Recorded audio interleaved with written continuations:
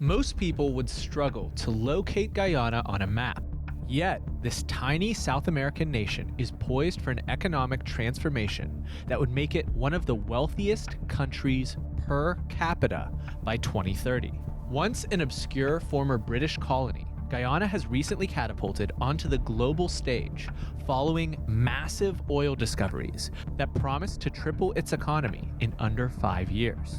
But as Guyana stands on the brink of extraordinary prosperity, it faces a complex web of challenges. Can this small nation of just 800,000 people navigate these obstacles and secure its place amongst the world's most prosperous economies? The stakes are incredibly high. And we have to start with Guyana's economic transformation. It is insane. In just a few years, it's become the focal point of international attention. And the catalyst for this dramatic shift? Oil. Lots of it. For decades, Guyana grappled with political instability, and its economic struggles seemed insurmountable. The country's GDP per capita stood at a mere $5,400 in 2013, making it one of the poorest nations in South America.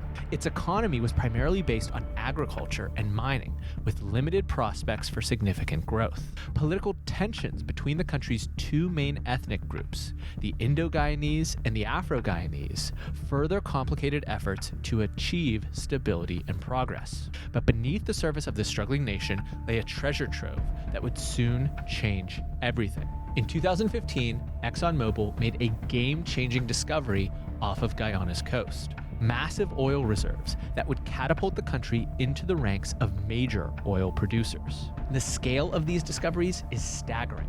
Guyana now boasts more oil per capita than Kuwait, a nation long synonymous with oil wealth. International oil companies have poured billions of dollars into the country already, eager to tap into this newfound resource. Since 2019, Guyana's economy has tripled in size, a growth rate that outpaces even the most optimistic projection. The International Monetary Fund reported that Guyana's GDP grew by an astonishing 43.8% in 2024 alone. It's transformed from one of the poorest countries in South America to one of the fastest growing economies in the world. But we have to wonder if all this growth can outpace the resource curse, a phenomenon where countries rich in natural resources often, paradoxically, suffer from economic stagnation, corruption, and political instability. We've seen this in its neighbor, Venezuela, and in the Congo. There are already concerns about the equitable distribution of oil wealth and the potential for increased corruption in Guyana. The government faces the task of ensuring that the benefits of the oil boom reach all segments of society, not just a privileged few. Additionally, there's the risk of Dutch disease, where all the oil revenue translates into currency appreciation. That would make Guyana's other exports less competitive and potentially harm non-oil sectors of the economy. The country's ability to manage its newfound wealth will determine whether it becomes a model for sustainable development or another cautionary tale in the complex world of resource-rich nations. And even if they get that right, then they have to worry about an aggressive neighbor. This is a big deal. But have you noticed how certain news stories seem to disappear from your search results? Big tech's algorithms aren't just tracking you. They're determining what information you're allowed to see. I recently stopped using Google and switched to a search engine that has completely transformed how I research videos for this channel. Let me show you what happens when I search for Venezuela-Guyana border dispute. What's fascinating is that the results immediately show perspectives from across the political spectrum. You get coverage from multiple viewpoints, giving you the complete picture without hiding stories that don't fit the right narrative. I particularly appreciate how they clearly indicate the political leaning of each publication.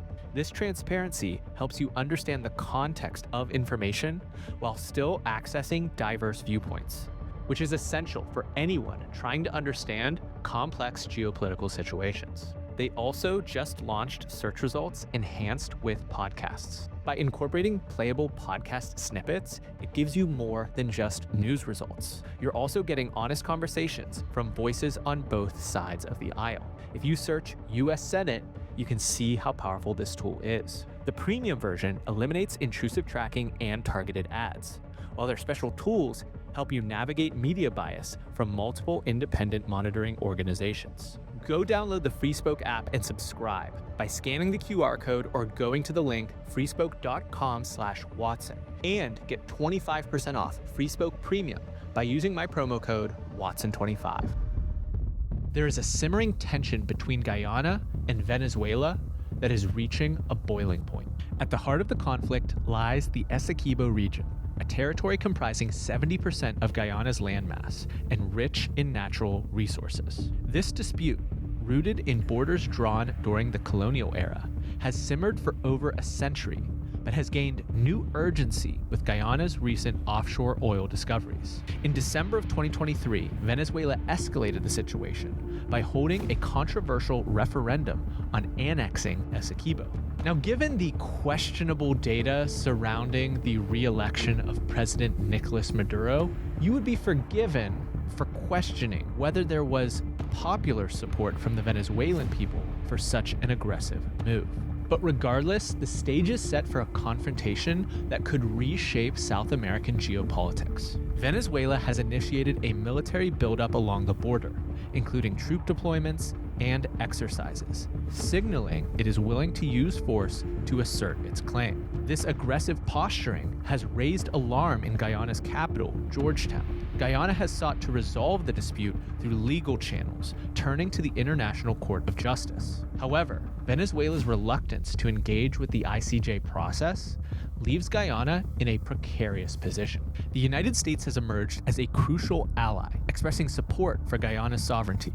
The commitment carries the weight of a potential military intervention, transforming a localized conflict into a flashpoint for broader geopolitical rivalries. On the other side, Russia and China have indicated support for Venezuelan territorial claims, remaining consistent with their own geopolitical strategies. Russia conducted joint military exercises with Venezuela in 2023, while China has extended billions in loans to the Maduro government. A miscalculation by either side could have far-reaching consequences and draw in regional and global powers. And as Guyana's economic clout has grown, it's used its oil wealth to enhance cooperation within the Caribbean community.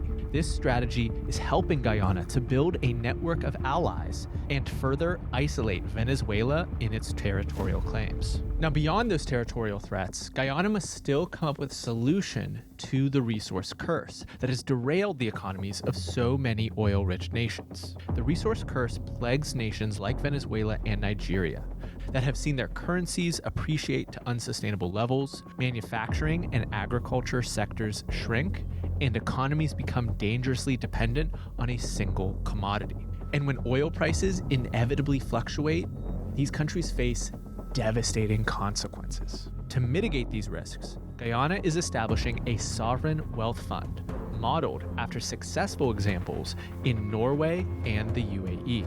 The fund aims to manage and invest oil revenues for long-term benefit, providing a stable income source for future generations and protecting the economy from oil market volatility. Norway's government pension fund transformed its North Sea oil into over $1.4 trillion worth of assets. If Guyana can do the same, it can take its temporary resource wealth and transform it into a permanent financial solution. Guyana's government is also working to diversify the economy beyond oil. The 2024 national budget allocated significant funds to infrastructure, agriculture, and education, designed to create a more resilient economic foundation. They're also launching initiatives to improve educational opportunities and vocational training. These programs aim to equip Guyanese citizens with the skills needed for high-value sectors beyond oil extraction. The nation must also overhaul its infrastructure, which has constrained economic development. Potholed roads, aging bridges, and unreliable power grids have historically hindered growth. The jewels of this plan are a 300 megawatt natural gas plant and 2 hydropower plants that should provide reliable electricity to urban and remote communities. It'll take a while for us to see how successful Guyana's leadership is at implementing these solutions and fighting off its aggressive neighbors. But if it can thread the needle, we would expect Guyana to be an outsized geopolitical influencer, much like Qatar is in the Middle East. We made a video about Qatar's outsized influence and strategy of sowing chaos. Go check that one out next.